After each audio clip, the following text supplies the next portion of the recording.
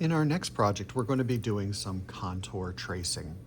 And that might seem like something really easy to do. You're just tracing the outlines. And for this particular project, we're going to be doing a hand. But we do need to get in some details like nails and some wrinkles, not too many.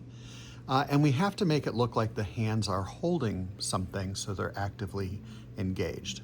So to do this, I want to give you a tip for the day, which will help you do this and be successful. So let's say for this one, I want to have my hand. We'll do it really simple, and I'm going to be holding a globe to represent, I like to travel. So I need a circle. I'm going to go ahead and trace that. If you don't have a compass handy, you can just trace something that you know is a perfect circle. Okay? And later on, we can add the details to make that look like a globe. And then we would position the hand so it looks like it's touching it. And then you would go ahead and trace. But one of the things you need to remember is to hold your pencil straight up and down as you trace so you get a good contour.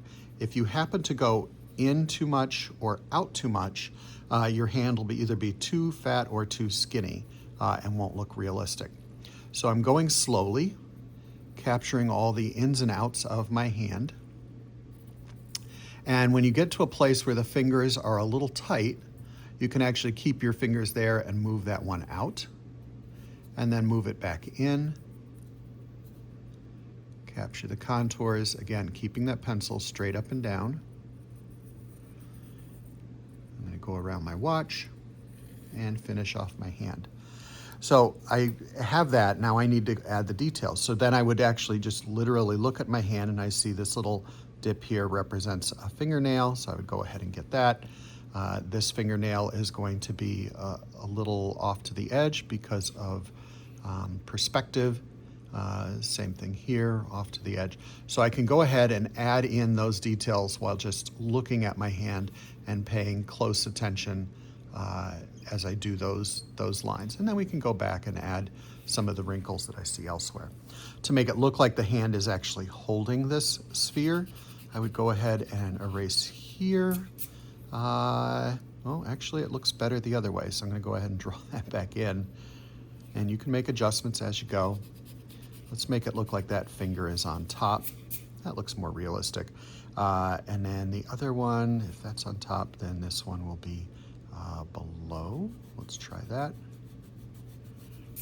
There we go. Now it looks like my hand is kind of reaching, and we can, go ahead and do, some contours that sort of look like the earth if we wanted to. Throw in Florida. And I don't know what Canada looks like, so I'll do a wibble wobble. And that's good enough for that.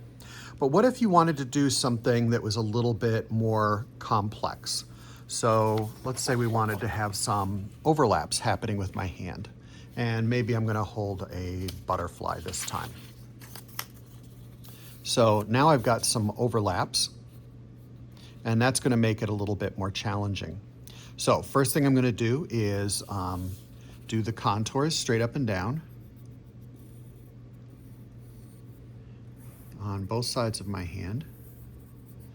I'm going to do this finger, and then when it touches there, I'm going to move that finger away, and then I can get that inside line. Back here, tip of the finger, move that one away and catch the finger that's on top. Continue here. And now this becomes challenging to get this butterfly because it's being on an angle. But if I hold my pencil straight up and down, I should be able to capture that fairly well.